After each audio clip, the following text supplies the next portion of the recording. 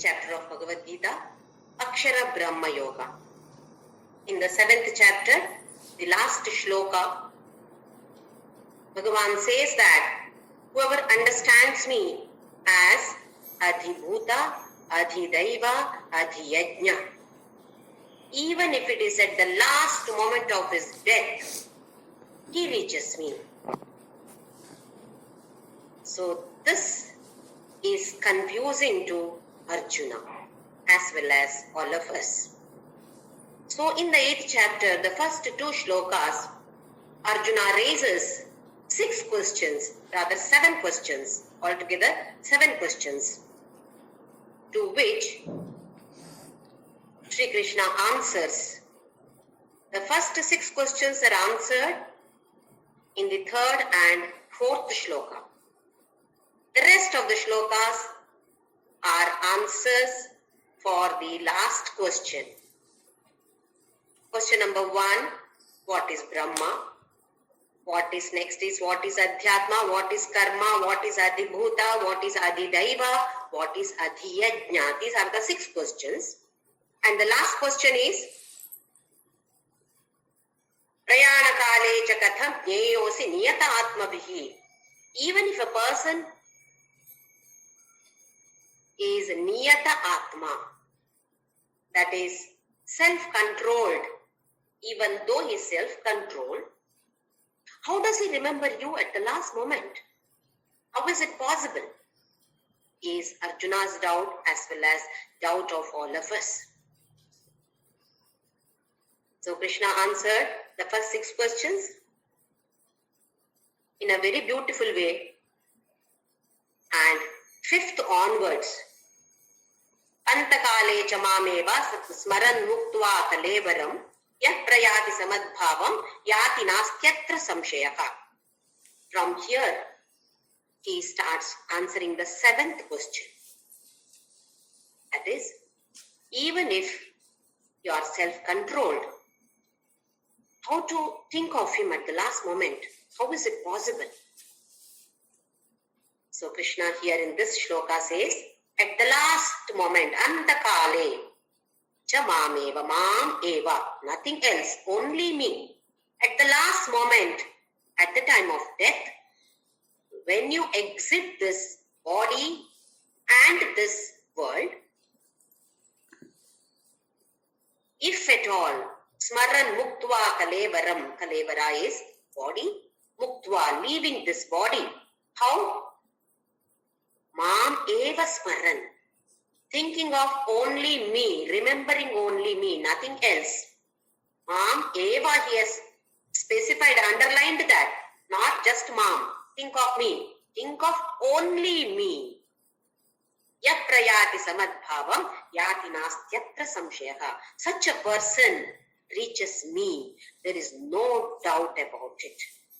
Now in the 6th shloka, yam yam vapi smaran bhavam yajatyante kalevaram tam tamevaiti kaunteya sada tad bhava bhavitaga.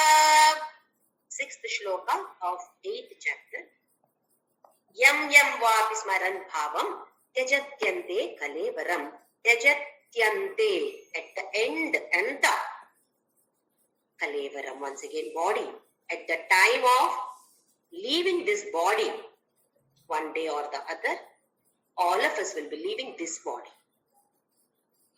At the last moment, yam yam vapi smaran bhavam, which, yam yam, which all, which thought you are thinking, smaran bhavam, same, tam tameva eti kaunteya, the same thing. What is your last thought? That determines your next birth, not only in which yoni, in which womb you are taking birth, not only that. The atmosphere, the surrounding, your world, what is your world going to be? That is decided, determined by the last thought. Tam tameva eti, eti means goes. Only to that particular thought you go. Sada tad bhava bhavitaka. We are engrossed in a particular thought. It may be the thought of the world. It may be thought of God. There are only two things, either world or God. In world, there may be so many things. So how is this decided? The last thought? Last thought determines our next birth. How is the last thought decided?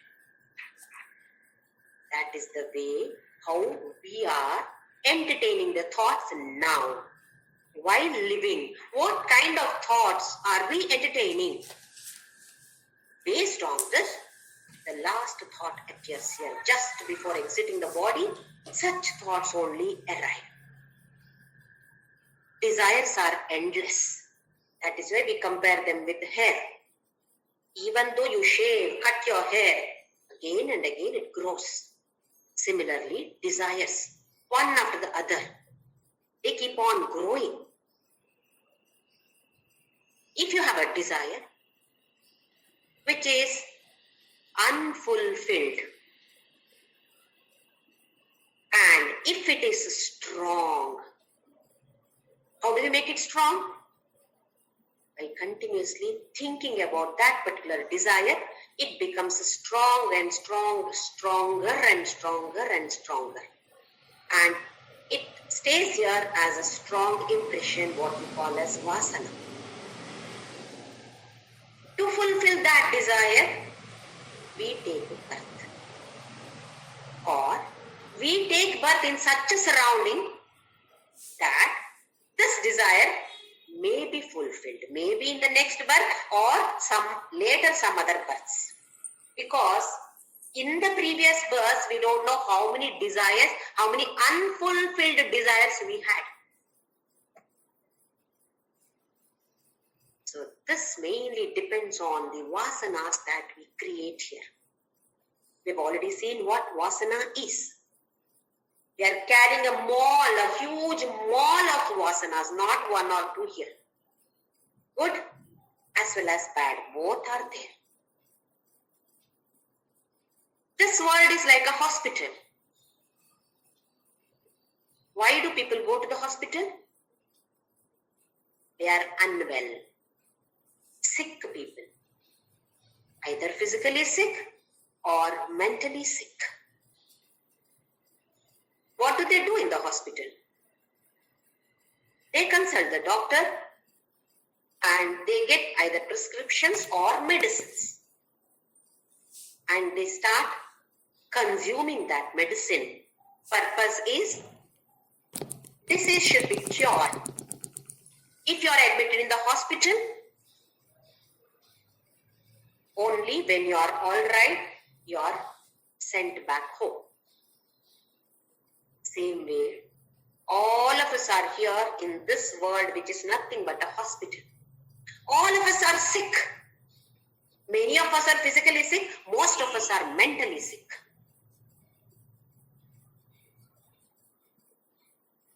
We are here to cure ourselves. But what are we doing? Are we trying to cure ourselves and get out of the hospital? You ask a person who is admitted in the hospital, not only that person, all the family members who are connected with that person will say, oh, when will he come back home? Once he comes back, a big relief. Same way, we are in the hospital called world, and instead of trying to get out of this hospital, we are getting more and more entangled in the hospital. How? Going to different people and finding out what disease do you have. In the hospital, do we do this? We are on our bed. Maybe one or two people we talk. But we don't go to different, all the beds, patients over there and ask, what has happened to you? Why are you here? What did the doctor say? Are we concerned about all this? Are we spending our time in the hospital in this way? No, definitely not. We are just waiting to get out of the hospital. But in this world, which is nothing but a hospital, We are not at all trying to get out of this hospital. We are simply wasting our time talking to each and every person, knowing that person's jataka for nothing, waste of time. Talking nonsense. What is going on in the world? Are we able to do anything? Yes. If you are able to do, well and good. Please try. In case there is any problem anywhere, for example, Ukraine and Russia. Are we able to give any solution? Probably in the way of just praying. Yes, that all of us can do. Pray for the world peace. But what are we doing? We are simply talking about this. See, this is happening there. That is happening. Corona, so bad. This, that and all. If at all we are able to give any solution, come on, give it. Otherwise, shut up. Mind your business. What is my business? To keep my mind peaceful and happy and blissful. Only then I can give some bliss and happiness and joy to others too. When I myself don't have, how can I give it to somebody else? Only if I have money, I can give to somebody else. Similarly, only if I am blissful, if I've got joy, enough joy here internally, only then I can give it to somebody else. So how to get this joy? How to be blissful? How to be peaceful? This we should learn. Not simply wasting our time. There are so many people who waste time.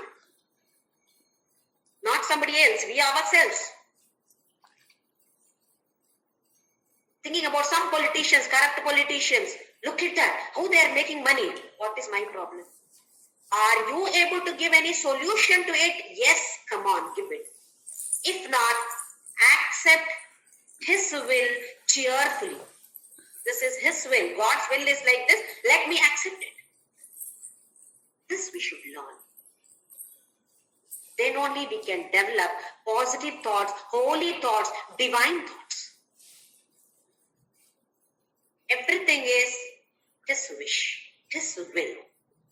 Only according to His will, this world is running. By understanding this shloka, at least we should be able to develop some positive ideas, positive thoughts, and stop talking nonsense about others. We ourselves are sitting on a mountain of faults, but with the microscope, we find the faults of the others. Minute fault of others, we are making a big issue because we are using a microscope to look at the faults of others. What about my faults? Am I perfect? Are we all perfect? If we are perfect, yes, we can. But are we perfect? We have to keep questioning ourselves. When we are not perfect, what rights do we have to find faults with others? So here, yam vapi smaran bhavam. What is the thought that you get?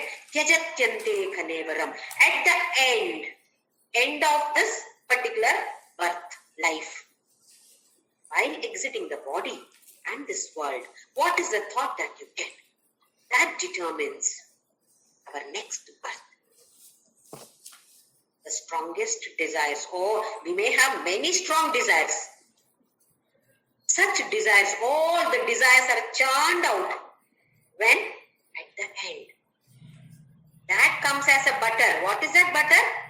Butter of desires. That is vasana that we are carrying. Based on that, the next womb is decided. Who is deciding? We ourselves are deciding.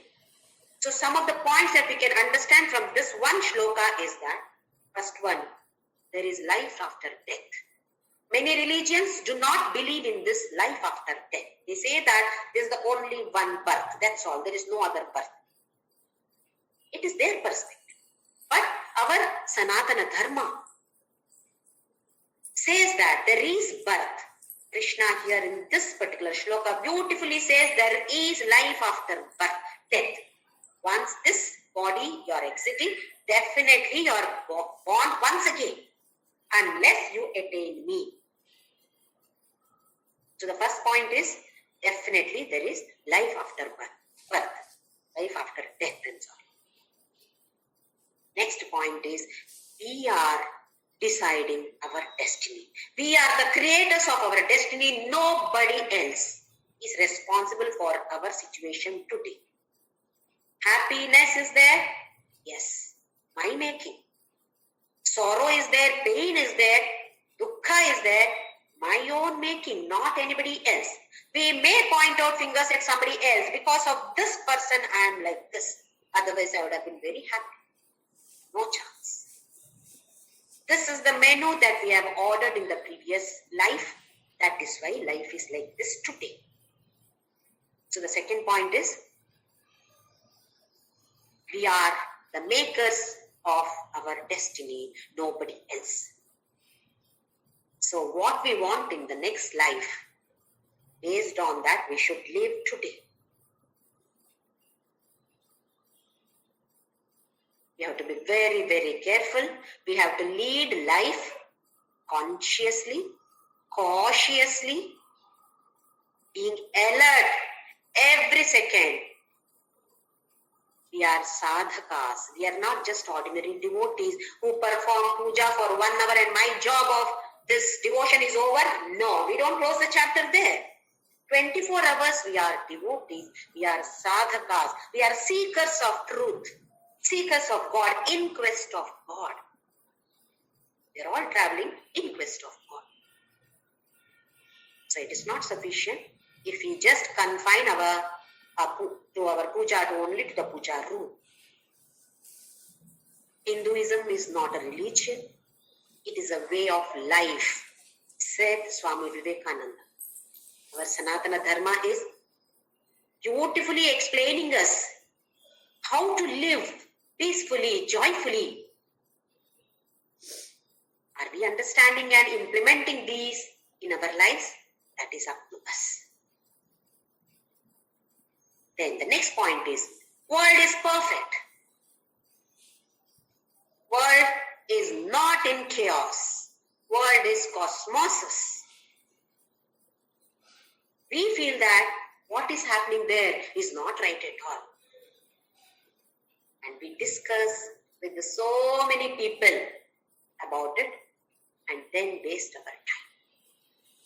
World is not in chaos. Even my Guru, Papa Swami Ramdas, always said that world is in a perfect condition. It is as it should be. We are trying to change people. Instead of changing our own self, we are trying to change people. When world is perfect, whom should we change? He is the lawmaker. He is the administrator. Doesn't he know what should be done? Who are we to question that? So that is the point that we have to understand here. So from this particular shloka, we also understand that whatever sadhana we do, nothing goes waste. Even in the 6th chapter, Dhyana Yoga, Krishna said that when Arjuna raised the question, okay, I am doing all this, but in case I die before reaching you, what will happen to me? Should I start from the beginning again? Krishna said, no.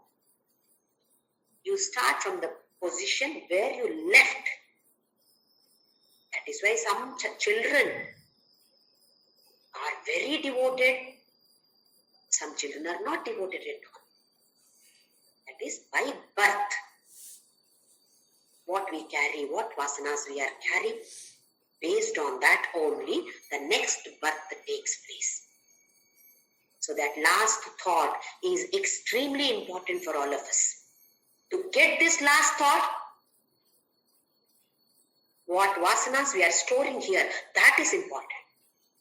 To store these vasanas, what thoughts we entertain, what words we speak, and what actions we are performing, these are important. Because all these are nothing but energy. Even a thought is an energy. We have already seen Karma Yoga, how to transform Karma into Karma Yoga. So just by surrendering to God or simply offering everything to God, life becomes very easy and simple and joyous life. Nothing to worry because He's my caretaker. He takes care of me in every situation. So why should I worry about anything? So this one shloka makes us understand so many different points. Move on to the next shloka, shloka number 7. Tasmat sarveshu kaleshu mamanusmara yudhyaja mayyarpita mano buddhihi mame vaishyasya samshayam. Another very important shloka. Tasmat, that is why Arjuna, that is sarveshu kaleshu, always, at all time, mam anusmara yudhyaja.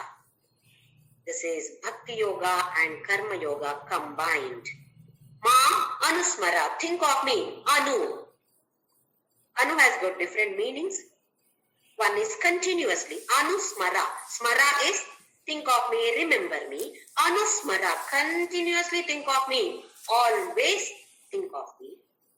Yudhyaja, fight Arjuna. How should you fight? Thinking of me, keeping me in your mind, fight. Here, Krishna advised him to fight because that was Arjuna's duty. So for all of us, it is not fight.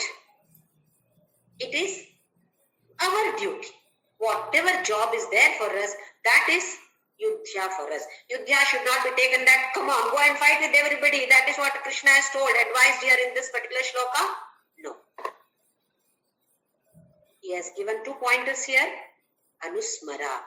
Thinking of me, continuously thinking of me, do your duty. Bhakti Yoga, Karma Yoga, combined together. Is it possible for us to do like this? Let us just take one example and then see. Assume that you are going by your car, either you are driving or your husband is driving. Whoever is the driver. Assume that you have switched on your music also. So the driver is listening to the music. Driver is talking to you or the children who are at the back seat or whoever is there in the car. He is talking, he is listening and searching for a particular shop. Driving and looking here and there, searching for a particular shop. Where is that particular nameplate? So simultaneously, he is listening, he is talking and he is searching. At the same time, his focus is still on the road because he is driving. His family, all of them are there. Focus, even though the focus is on driving on the road, other activities are still going on. When a driver can do these jobs, different jobs simultaneously, can we not do these jobs? Job of cooking, job of washing vessels, keeping a part of the mind in God or at the feet of God. Is it not possible for us? Just to keep this driver example, and then while doing our work, when that driver can do that, why not I? Washing vessels. Just keep thinking of him. Either can sing bhajans or chant or just to think also. Nothing, no chant, nothing is needed also. Whatever is best suitable for each one, that we must apply. Washing vessel. You can simply bring a thought that, Krishna has eaten in this plate. I had prepared sambar for Krishna in this vessel. Now I am washing. Or, vessel itself is Krishna. By washing this Krishna in the form of this vessel, I am doing Pada Puja of Krishna. I am giving Abhisheka to Vishnu, Abhisheka to Shiva. Because I am washing the vessel. What is that washing? Washing is nothing but pouring water on the vessel. What is this vessel? Vessel is Brahma. Adhibhutam. That is what he said in the third shloka. Rather, fourth shloka. Adhibhutam Ksharo Bhavaka. Without any reference, my name is Brahma. With reference to an individual body, my name is Adhyatma. With reference to this kind of world which is perishable, my name is Adhibhuta. With reference to me working, functioning through the sense organs, my name is Adhidaiva. And with reference to receiving everything, my name is Adhiyajna. So everything in this world is only that pure consciousness, Brahma, which is given different names. So what is this vessel? Vessel is Brahma. Can we not simply bring that thought at least while washing one vessel? And then slowly think, this glass is Brahma, this plate is Brahma, this cloth is Brahma, this saree is Brahma, everything. Slowly we should practice like this. What is happening then? Karma is happening. Our duty we are doing. At the same time, Bhakti Yoga, Karma Yoga, both are combined together here. By thinking of Him, we are offering it to Him. Karma Yoga takes place. Bhakti, that devotion wells up. The moment you know that this is Krishna, then immediately that devotion, love for Krishna or whatever God you think of, that should well up here. So Bhakti and Karma Yoga put together over here. Such a wonderful shloka. Tasmat sarveshu kaleshu. Not only while washing a vessel. Always. At present, what are we doing? Only thinking of Krishna or God when we are doing some puja, arati or abhisheka in the puja room. Well, that is also right. But that is not sufficient.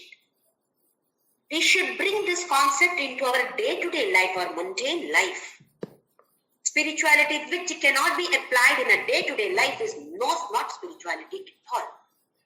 It has to be brought to our day-to-day life. That is why he says, Tasmat sarveshu kaleshu. It is not only once or twice. It is always. Even in Durga Saptashati, it says that in the 5th chapter, Ya Devi Sarva Bhuteshu Vritti Rupena Samsthita Namastasyai Namastasyai Namastasyai Namo Namaha. Vritti Rupena. Work is worship. This is the motto of my husband's organization, BHL. Work is worship. Yes. Whatever work you are doing, just to think that this is the worship that I am doing to you now. No time to do puja, no problem. Whatever work you are doing, offer it to Him. This kind of shlokas appear in every scripture. But we simply chant that without knowing the meaning and we simply leave it like that. Okay, we derive some happiness by chanting. Not that it is not good, that is also good.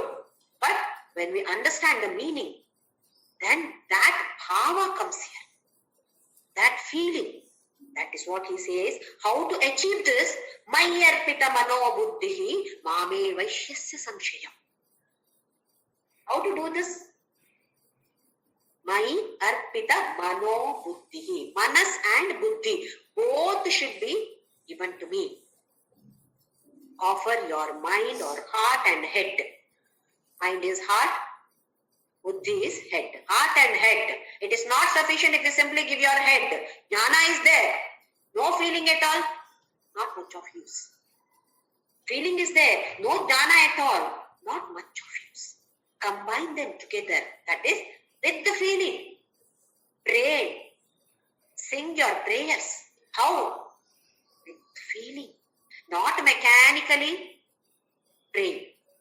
We normally do this. Mechanically we keep praying. And we think that, God is not listening to me at all. How will He listen? There is no feeling at all. So here he says both. Mayarpita mano buddhi. Manas as well as buddhi. Both should be given. Manas. Here, manas means the faculty of that mind which makes us love everybody. So love here. And buddhi, value. One should know the value of it. How to differentiate these two, just with an example. I've already given this example in one of the previous shlokas. Street food, outside food, what is available on the roads, chaat. All of us love to eat. But we know it is not good for health. But because we love, hog, eat all of them because we love to eat this. I know it is not good for health, but I love to eat, so I eat. And we know the value of home food, home cooked food. Even the children know the value of mother cooked food. Value is known, but we don't love it. Not very tasty. We are having the same thing every day. Even though we know the value of it, we don't love it. Whereas the street food, even though we know the value of it, because we love it, we have it. So here, Krishna says, love and value. Love me, value me, understand my value. Don't simply just like that love me, know me well. Can we love a stranger? We cannot love a stranger. Unless we know that person, we cannot love. So we should know. If I want to love Krishna or God, I should know about him. How to know? We have to attend satsangas. We have to read some scriptures. We have to visit saints. Or create one group of people who are interested in this. In this particular, either Bhagavadgita or some scriptures or some positive thoughts, etc. And understand, he loves me first. God loves me first. How to know this? We all love our mothers. Everybody loves a mother. Initially, without having the knowledge that she is mother or some great person. But later, when we have enough buddhi, then we start loving her, knowing what all she has sacrificed for our sake. How much of love she has given me. Same way, when we understand that, because of God I am here today, whatever is happening, it is because of him. When we know this, then can't we love him? When I was in my mother's womb, who fed me? Mother ate. But how did it reach me? How did I come out of this womb of my mother? I was a small baby. Who took care of me? Today, I feel that I am taking care of myself. The food that I am eating, who is digesting it? Am I sitting and digesting? Oh, today I have to digest a lot of food. Are we doing it voluntarily? Heartbeat. Am I doing it? Am I beating it? Am I beating my heart? None of these are done by us. This is that mysterious power which is within us. This mysterious power which is responsible for all these activities, we give the name as Brahma or God. When we know that he is my creator, he is my protector, should I love him or not? If somebody gives us something, then immediately we say thank you. And we remember that person has helped me. How much we should remember God then. Are we doing it? That is what Krishna is saying here. Mayarpita mano buddhi. Offer your mind, and it is not only mind, buddhi also. Love me and know my value. Then, tasma sarveshu kaleshu maam anusmara yudhyaja. Then that is possible. So first and foremost is we should start loving our God. Where is this God? God is within me. I am not able to see that. At least let me see that God in others, in my own family members first. Then outer world, other friends, relatives, or even a stranger later. Not only human beings, animal kingdom, plant kingdom, and every inert object. Let me love. Because Adhibhuta, he said, Krishna himself is there in all these Bhuta. So how can I not love? I have got to love, I must love. So these are the thoughts which we should entertain in ourselves. He is concerned about me. He is bringing this situation to me so that I learn something. So it is in our hands to accept every situation and convert that, transform that situation to love him. Nobody needs to teach us this now. Once we understand, then it continuously, definitely goes on. So, Mayarpita Manobuddhi is important. Then he says there is absolutely no doubt. If you are able to offer your mind and buddhi to me, then Sarveshu Kaleshu Anusmara Yudhya will definitely take place. So all of us should be able to understand this particular shloka. Just Mam Anusmara Yudhya Sarveshu Kaleshu. Sufficient. Every work, every duty that we are doing, think of him. Anusmara, not just once. Anusmara continuously. We should practice this. How is that done? The next shloka he says, shloka number 8.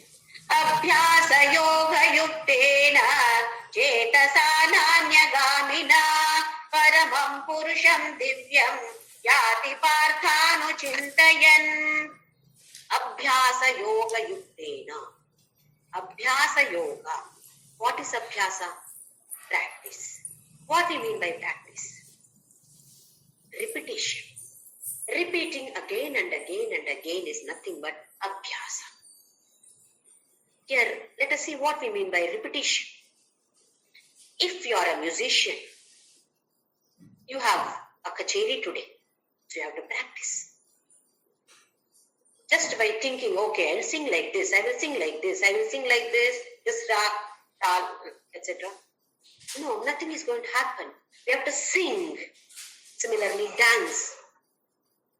Just keep thinking that I will do this, it will not happen. We have to do it. Repeat it again and again till you become perfect. Same thing here. Abhyasa yoga. Just by, okay, I will do this, I will think of him. While doing every work, I will think of him. Just that thought is not sufficient. We must implement it. That is what is Abhyasa Yoga. Abhyasa Yoga Yuktena. Chetasa. That is your mind should be totally focused on this. Na Anyagamina. It should not be going here and there. What is happening to us now? Mind is wandering here and there. Why? Because we think that happiness I can derive from this world. We feel that the source of happiness is world. Source of happiness is my family. Source of happiness is how much money I have got. This is the wrong notion that we all have got.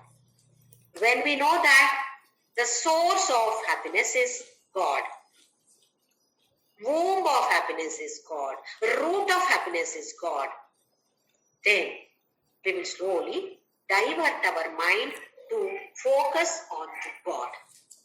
So he says, Na Anyagamina. There should be nothing else. Think of me Then what happens?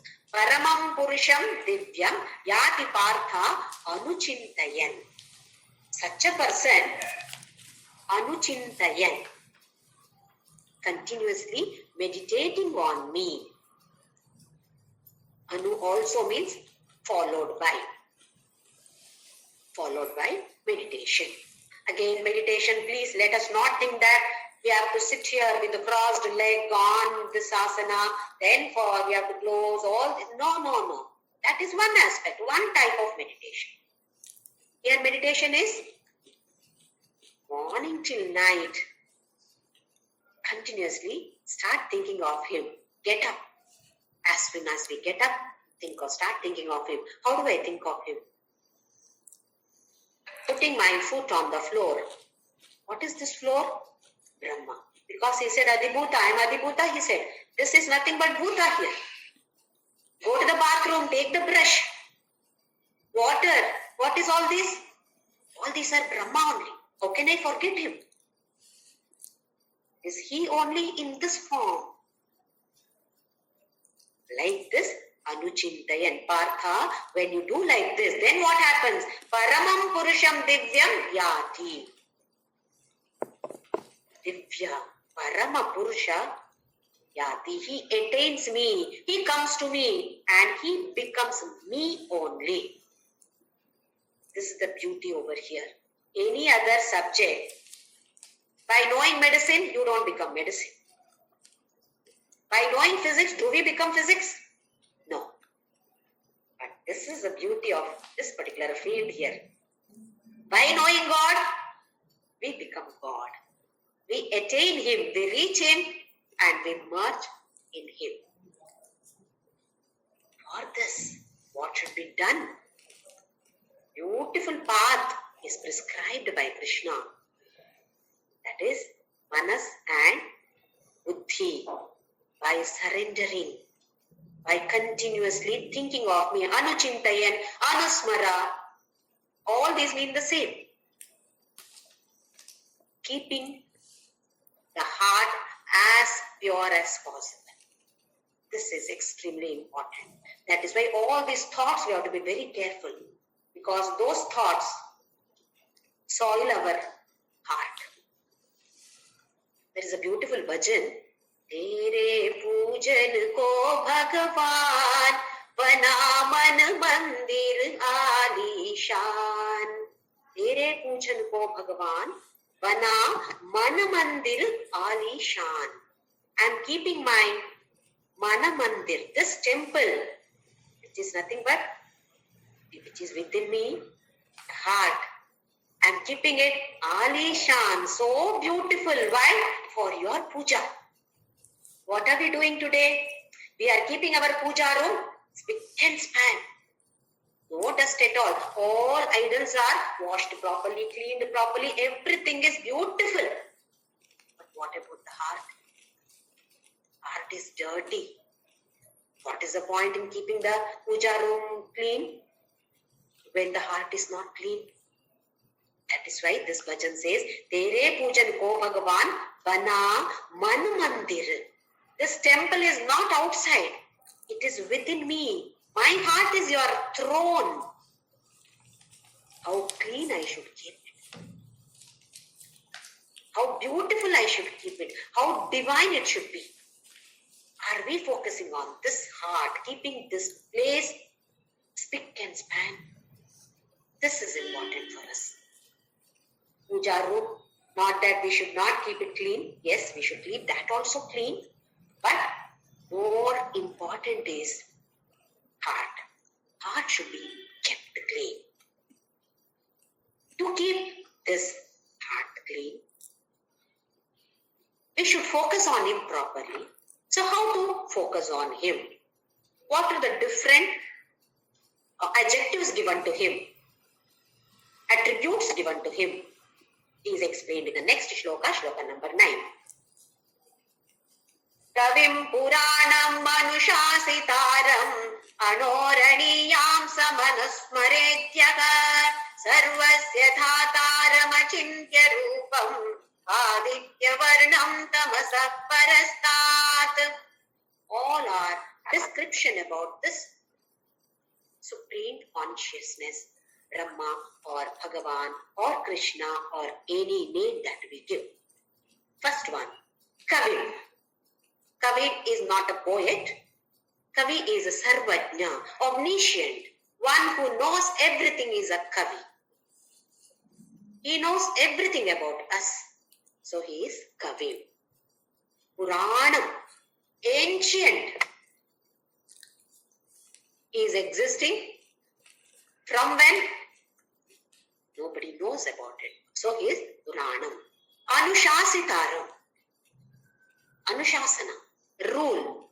He is the creator of the rule maker, and he is the administrator. He is the one who is taking care of everything and everybody, whether it is creation or destruction or maintenance. Everything is done by him, so he is known by the name Anushasitaram. Next one is Anoraniyamsam. Anu. Anoho Aniyamsam. What is Anu? In English, it is atom. The smallest particle of an element. People who have studied a little bit of chemistry know this. Atom is the smallest particle of any element. There is nothing which is smaller than that. But here, he says, Anoraniyamsam. Smaller than, subtler than the atom. You think that atom is the smallest particle? In fact, among the Panchabhutas, Akasha, ether, space is the subtlest. Prithvi, earth is the grossest. In the fingers, this is the subtlest, this is the grossest. It comes like this. This becomes slightly grosser, and the grossest. This is the subtlest. Space is the subtlest. And it is said that mind is subtler than the space. And subtler than the mind is this Brahma or consciousness. So he says, Anoraniyamsam. Smaller than, subtler than. What you think as subtlest is Anu. I am subtler than that. Anoraniyamsam. To see this Anu, etc., we use some microscope. To see some big things which is too far off, we use telescopes. That means some different equipments are needed if it is very small or if it is too far. Same way, to see this Bhagavan, don't we need the right equipment? We have the equipment. We have to make it right. It is not right now. Why? Because the mind is not pure. So the equipment, even though the equipment is there with us to see Bhagavan,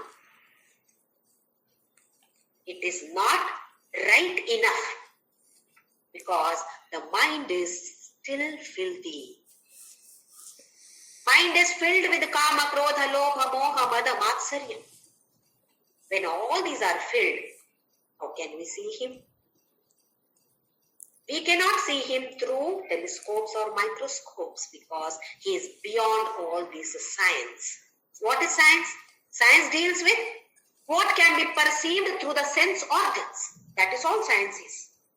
But this particular field is beyond all this, beyond the perception of the sense organs. So beyond the normal science. This equipment itself is sufficient provided we make our heart utterly pure, 100% pure, then we can see him. Even though he is subtler than the subtlest, we can still see him, provided we make our heart pure. Tere pujan ko Bhagavan bana man mandir alishan. So we have to make it pure and pure and pure. Next one is Achintya Rupa, unimaginable Rupa. We think that Krishna means like this, Rama is like this. This Brahma is unimaginable because it doesn't have Rupa at all. He has appeared in this form. He has appeared in another form. But he is not only that form, he is beyond that. So it is said, Achintya Rupa, you can't even imagine that kind of Rupa he has got. So Achintya means unimaginable. Sarvasya Dhataram. He is the supporter of all. He is the base for everything in this world. Just like how we watch a movie. In the theater, there is a white screen which does not move at all. On that, this movie is shown. On that constant screen, these pictures are imposed. If that background white wall also starts moving, can we see the movie? Similarly, a book. We are reading so many books. White page is there, on that some black print or red print or green print is there. Aksharas are there. Because the base is stagnant, constant, we are able to read this. If the base is moving, can we see the words? Can we read the words? Not possible. Similarly, in this body, something is constant. That is why we are able to remember the thoughts. Thought which has taken place so many years back also I remember. How? There is something which is constant. Body is not constant. My thoughts are not constant. Then what is that is constant? That consciousness, none other than this Brahma, we call this as Adhyatma. Because the same Brahma, based in each individual, we call this as Adhyatma. So he is the base for everything. Sarvasya Dhataram. Then, Sarvasya Dhataram, Achintya Rupam, Aditya Varnam. Aditya Varna. Aditya is sun god. Varna is color. So, superficial meaning we can take it as just like the brightness or the color of sun. It is not just the color of the sun or brightness of the sun. It is light of consciousness. Antarjyoti. This we have seen in the 5th chapter. Antarjyoti Revaja. Within there is light. How can we know that there is a light within? The external light, maybe a tube light or a torch light or sunlight. Because of this, we are seeing so many things. All objects are visible because of this brightness. Because of light from sun or our electricity bulb, etc. What if it is dark? Darkness. Are we seeing darkness? Yes. When it is dark, we know it is too dark. How do you know it is dark? There is no light, no? How do you know it is dark? That is the light of consciousness. There is a light within. That is why you are able to understand this is darkness. Otherwise, it is not possible. So this light of consciousness which is within has a unique capacity. What is that? It is able to read our thoughts also. Can we read our thoughts in the sunlight? Can we read our thoughts in the tube lights or any other kind of lights or fire? There is a light within. Even in the dark, pitch dark. You are sitting and you are, I'm getting this thought. I'm thinking, what is that going on? How are we able to read our thoughts? Because there is a light within. Antarjyoti is there. That is the beauty of this light of consciousness, Aditya Varna. Because of which we are able to understand everything. In the light of consciousness, we are able to understand everything. Similarly, the next one says, Tamasaha Parasta. It is beyond darkness. Here, darkness means ignorance. Beyond ignorance. What do we mean by this? This light of consciousness illumines knowledge as well as ignorance. Let me give an example. I know English. I don't know Bengali. How do you know you don't know Bengali? No, with not having knowledge of Bengali is ignorance about Bengali, isn't it? But how do I know I don't know? I know this, I don't know this. Know means knowledge, I don't know means ignorance about it, isn't it? So I am able to read this ignorance also. How? Light of consciousness. That is what is tamasaha arastat. It is beyond that darkness. So all these attributes are given to us. Why?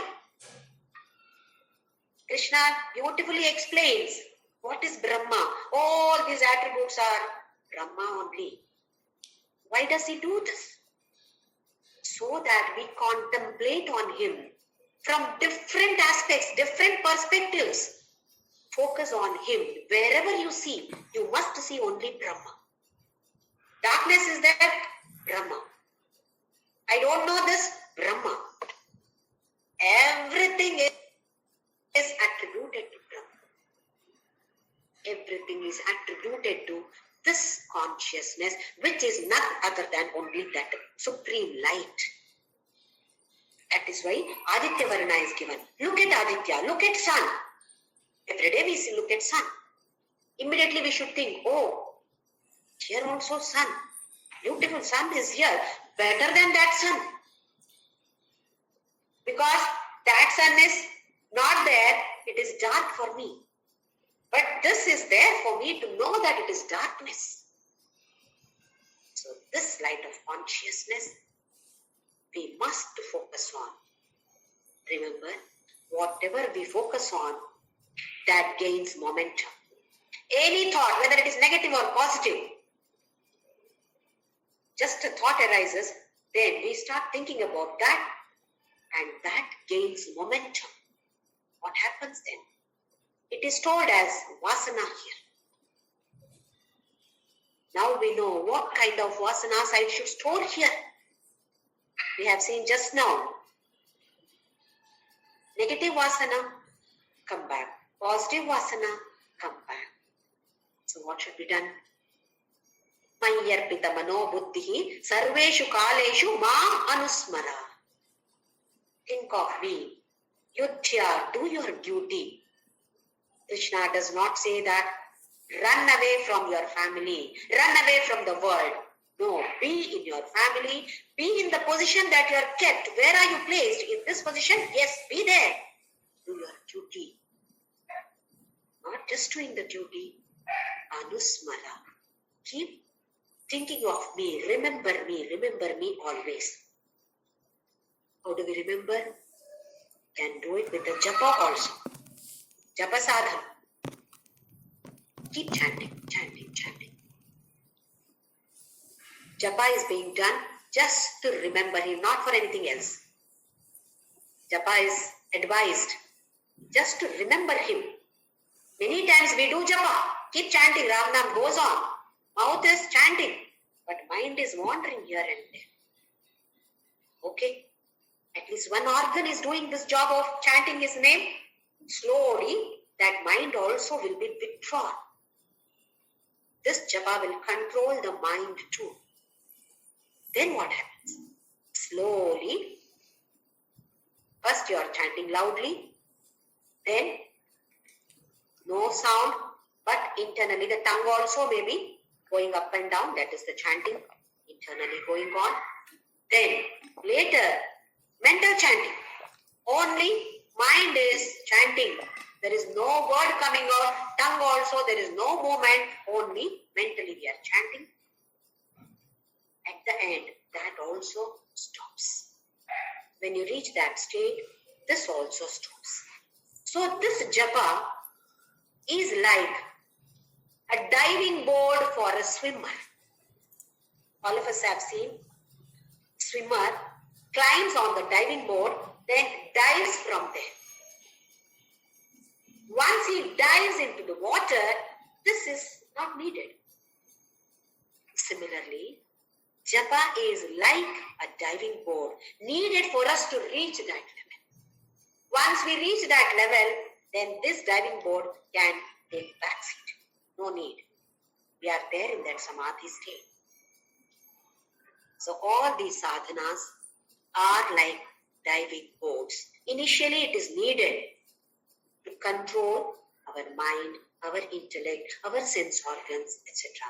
Once we are into that jhana meditation, just you're enjoying that bliss. So let us try our best to anusmara yudhya, do our duties on a regular basis. Every day, daily duties are there, cooking or any type of, if you are a teacher, teaching. Yes, all kind of duties that we have to perform, being in a samsari in this world. Let us do that. But Krishna beautifully says that you don't have to run away to Himalayas, you don't have to become a sannyasi. Being in the family, think of me and do your duties. So let us all try to perform our duties, thinking of him in his remembrance. Let us keep him in our thoughts always and do the work. Simultaneously, many work can be done by all of us. All of us are capable of that. It is not that only one work I can do. Many works together we are doing that we can experience in a daily life. So let us try our best to perform our duties. At the same time, think of him, anusmara.